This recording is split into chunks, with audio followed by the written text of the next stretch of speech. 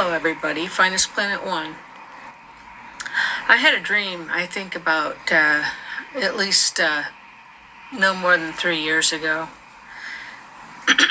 Maybe it was longer, maybe it was a shorter period of time, but I felt it was time now to come on and tell you all about the dream that I had.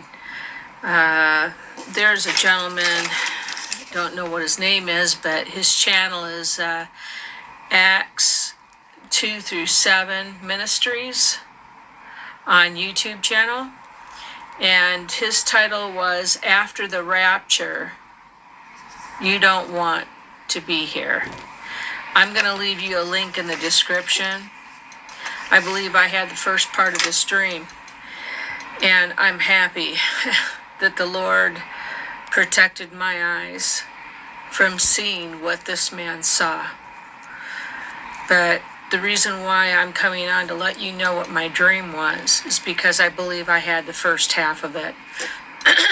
Excuse me. And some of you may know the significance of the colors that I saw, and what it means, and the things that I gazed upon, and it might have significance to you biblically as to what it was. My dream started with me walking down a dirt path. I had two guides in front of me, two male guides in front of me. And on this path, I recall it sloping on the left upward slightly, and then on the right of me sloping downward. And on the right of me, there was a large river, as wide as it was long. The dirt path in itself was a red clay type looking soil. And the guides continued to walk. And as we walked, I looked on the right of me again by the river, and I noticed that there was a bleached out truck halfway plunged into that river. This truck looked like a smaller truck. It was completely bleached out by the sun. It was a red truck, I would gather, the size of those old Datsun pickups. I don't know the make or the model of the truck itself, but I do recall it must have been like in the late 60s or early 70s. And like I said, it was a red bleached out truck. The back end was plunged in. I could clearly see the hood and the windshield on it. There was a man also that was up on the path. As the guides passed, they didn't even acknowledge this man. And basically, I saw him and I looked at him. He was like in a trance state where he was standing there with his eyes open, but he spoke not one word, nor did I speak to him. But he had like a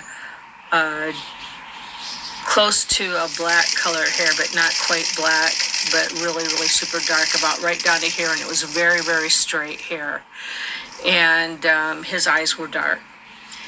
I kept walking. I turned again, walking with my guides, and I was behind them probably about 15 steps or so. Then the dream switched, and all of a sudden we were in the river below it. No problem breathing underwater. We were quite able to do that, and they were facing, and I was facing a round door. This door looked like it was metal, and it had writing all the way around it. It was ancient writing, and everything that was written was like in a block, and it was going around. All of this was going around, and then the next set of letters would be going around, and they were all in blocks, and it was like a steel door. And then in the dead center of that door, there was even writing where the circle joined.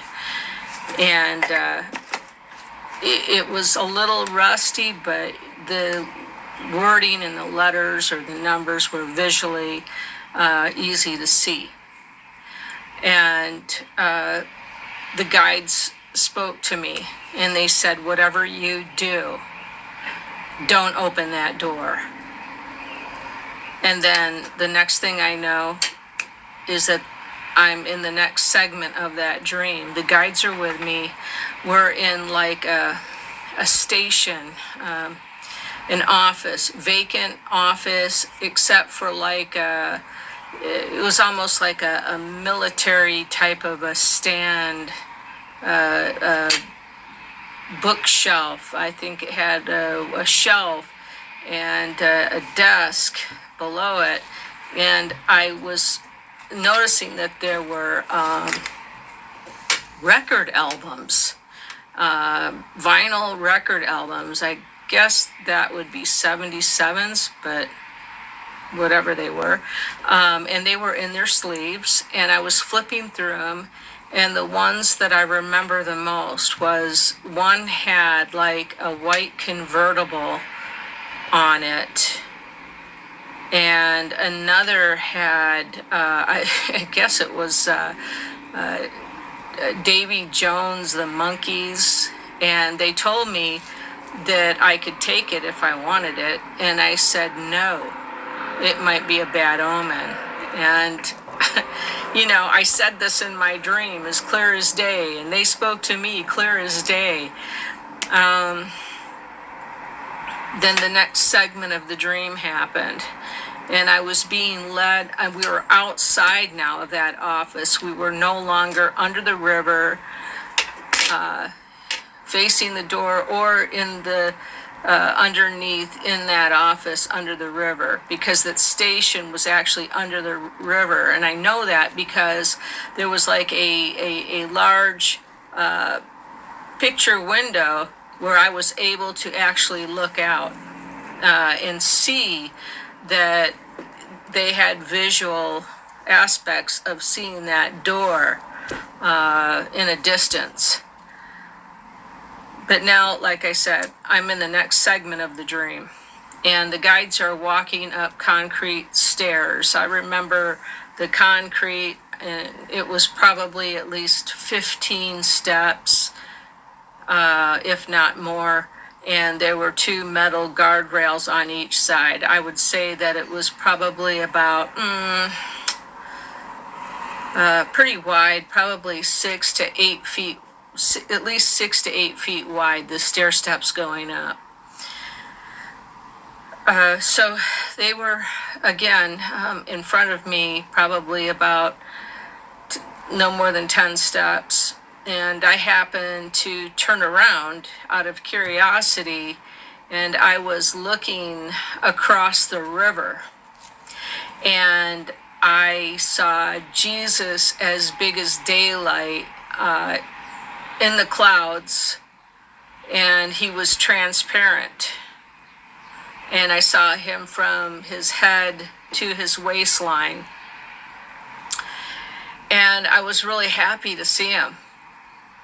And then I turned back around to the guides and I said, I just saw Jesus. And they turned around about halfway, and they chuckled and they said, you saw the Lord, or, you know, you saw Jesus.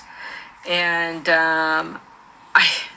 I was just so happy that I turned back around, and then of course Jesus was gone. But there was an old man standing by the bank of the river on the other side, and he had a stack of white papers. And he took those papers and he basically he did this on his forearm, and he was wearing a black tie, white shirt, black pants, I believe. And when he did that on his forearm and he hit the papers, it was like the first thought in my mind was, I'm not supposed to be here.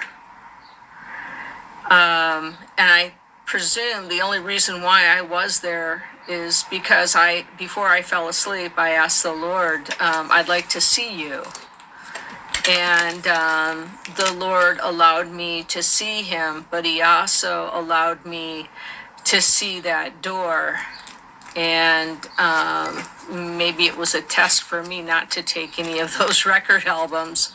I don't even know what they meant, but it was, the office was vacant underwater. It was like, I was under the impression that since those albums were dated from the 60s, and they all seemed like they were, that the office was vacated. And pretty much, after I saw the Lord and the man that hit those papers on his arm like I wasn't supposed to be there, I turned around, and I would presume I kept going and following the guide, and then I woke up. And now, this dream was probably, like I said, no more than 3 years old. Maybe it was 5. I'm not sure. I can't remember anymore. I'd have to look at my journal. Now I'm going to let you hear this man, and I want you to press on to the link and listen to his dream. This will give you an idea of what was behind that door. I've got a strange feeling that God didn't let me see what he saw, and I'm glad of it. So, with much appreciation, thank you very much, and God bless you all. Finestplanet1. The very following day, 4 years ago, after I made this video, a gentleman with Acts, ACTS 217, that's Acts 217 Ministries, came on, and he had the same dream, only he opened the door. So in his video is called After the Rapture, You Don't Want to Be Here. See that video as well, probably on his playlist. God bless you all. Keep the faith.